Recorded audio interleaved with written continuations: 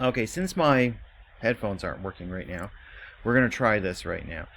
Now, when you sign into your D2L, this is what you will see.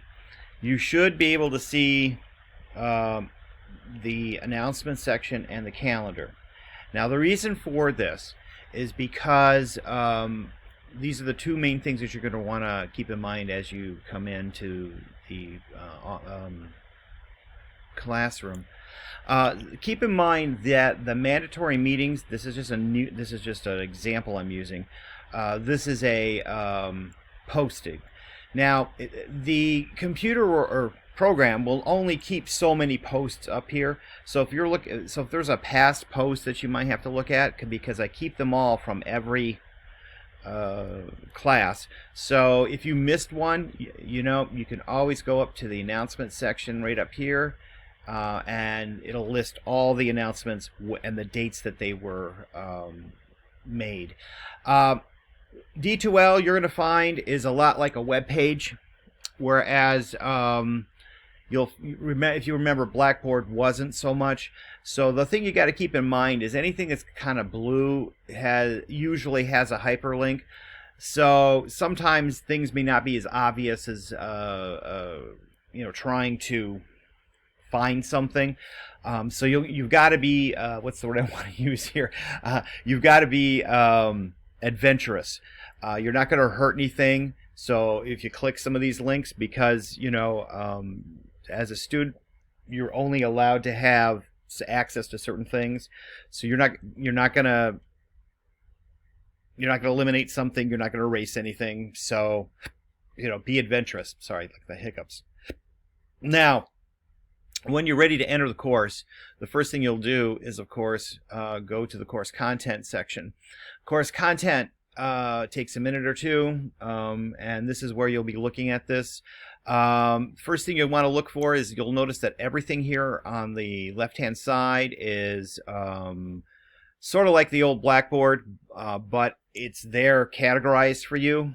The first thing, of course, is the syllabus. We'll talk about what the schedule assignments are during the class. You have the PDF copy of the syllabus or the Word copy of the syllabus. Either of those can be downloaded and reviewed.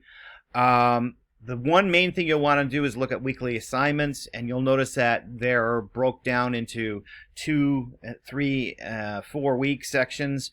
So if you'll take a look at this, this is what we're trying to look at for here.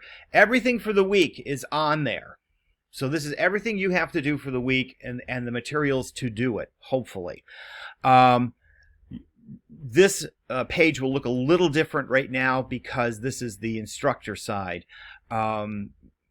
Your side will look a lot less cluttery, but weekly agenda, I will have something up there, but I don't have anything right now. But if you wanted to see that, you would either see it, or you could click it, see it's in blue.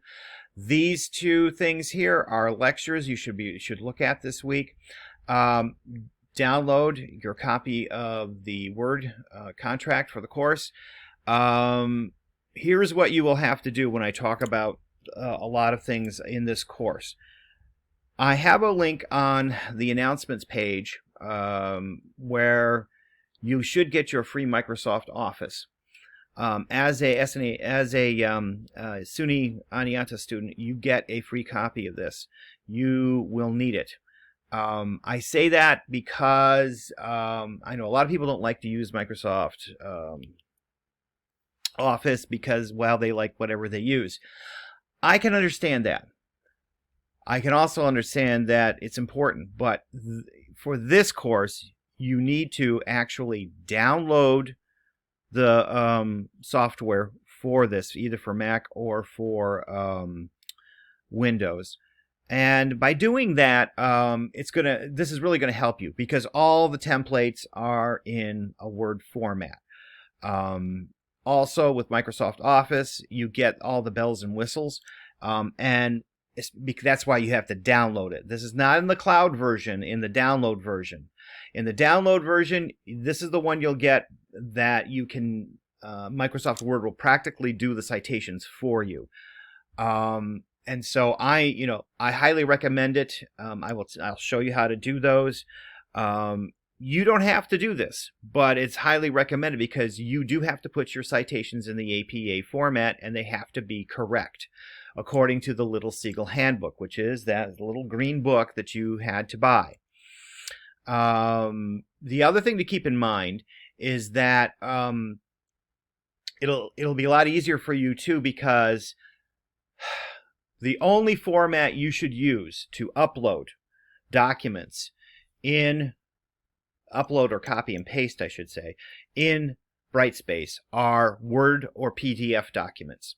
So if you're using something else like Google, what is it? Google, I don't know what they call it. Anyway, whatever Google is, they have that writing program, Docs, Google Docs. I use Google Docs, but I haven't got a hang of it yet.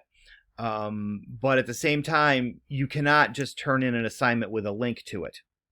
You have to turn in a physical paper so that the system has that paper. Because if there's ever an error, I got to, the school and myself and you've got to be able to say, hey, I turned in a paper. That link, after a while, could go away, and you don't want to do that. Secondly, in this case in particular, you have to download a contract. You'll look at that, you'll sign it, and then you have to you sign it by typing your name at the bottom, and then put the date in, and then you upload it. Okay, so there's no problem here. This is not, this is a lot easier because if you do everything using Word, you don't have to worry about converting documents. You don't have to worry about, readability. It's going to be easier. For a couple of assignments, you have some links here that will explain how to do these assignments. They are a little dated, but not so dated that we can't use them. For example, when we're ready, you can click the how do I do the WIP assignment? The WIP assignment will come up, and there's a video here. The only thing you have to remember here is this video is still good. It will tell you how to do the assignment, how to download the template, how you fill it out, why you have to do that, and then it will tell you that you will have to copy and paste. Now, the only difference is when you're copying and pasting, instead of copying and pasting into Blackboard, you're going to copy and paste into Brightspace. That's all there is to it. Okay? And in a case like this, if you wanted to go back to the week one, you can just click the week one at the top because you have those wonderful little breadcrumbs that come across, and it'll take you right back to where you're at. Now, that's for the WIP assignment. Here's the template you download. This is it's a discussion forum. That's why you will have to copy and paste. It's important to keep in mind that for WIPs and for rough drafts, you will be copying and pasting a lot of things. That's why you probably will want to use Word. I am not worried so much about format with those assignments because I don't grade you on format for your WIP. I'm grading on content. And so if you copy and paste into the window here in Brightspace and your format goes away, that's okay because that's going to happen. And that's nothing to worry about. You can turn it in. But the final paper is a different story. Oh, again. So when you're ready to do your rough draft, here's how do you put together the rough draft. There's the rough draft template. You must remember to take out the section on the right hand side that says markup, and I do believe I show you how to do that in the video. Don't turn in a paper to me with the markup on, and because the markup is where you have all the comments on the side. You don't want to do that. In the rough drafts here, you will have a rough draft template here. This is the template you need to respond and evaluate a colleague. Okay. That's usually part 2, but you'll have to do that. When you're ready to turn in your rough draft, this is what you need to include in your rough draft. It tells you have to have a thesis statement.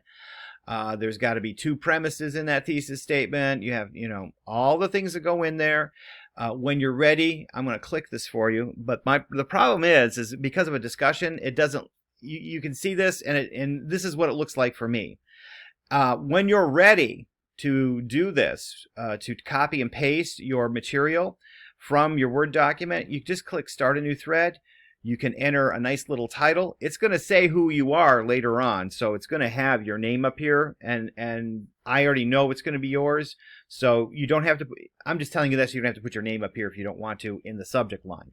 But then you copy and paste your entire, either for rough draft, let's say it would be your rough draft, or your response to a colleague template. For a WIP, it's the same thing. You're going to enter the subject, whatever the subject is for your WIP, and then you're going to copy and paste the template right in here. You don't have to subscribe to the thread. If you subscribe, it'll tell you that it'll tell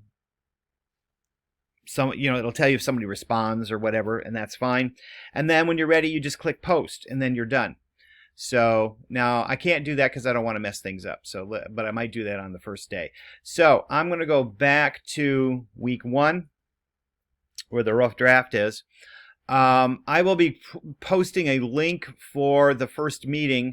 As we come down here, you'll see other things. There's the rough draft. And then on the bottom, of course, is paper 1. So that's just sort of and this is going to be an upload. And it must be in a Word document. Brightspace is very picky. It's probably more picky than, I say it's more picky than probably Blackboard. I've used Brightspace at other institutions, and I can tell you that Brightspace, for lack of a better way to put it, folks, Brightspace, we'll take Word formats, and sometimes people will try to use other formats to upload their papers.